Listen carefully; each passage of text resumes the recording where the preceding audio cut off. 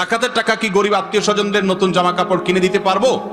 জাকাতের টাকা দিয়ে গরিব মানুষকে কাপড় চোপড় কিনে দিতে পারবেন কিনা, এটার উত্তর দেওয়ার আগে আমি একটা এক্সাম্পল দিতে চাই। এক্সাম্পল, উপমাটা আমি একটু বলি।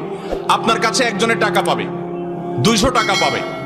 200 টাকা আপনি ধার নিয়েছেন, সে টাকাটা আপনি তাকে ফেরত দিতে হবে, সে পাবে তার পাওনা টাকা।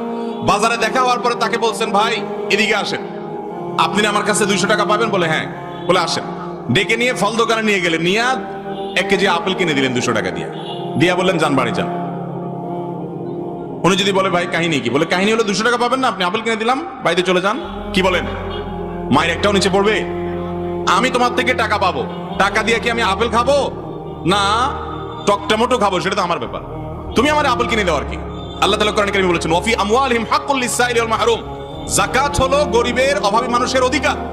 আল্লাহ তাআলা অধিকার ঠিক করে দিয়েছেন, তার অধিকারের টাকা আপনি তাকে দিবেন, সেই টাকা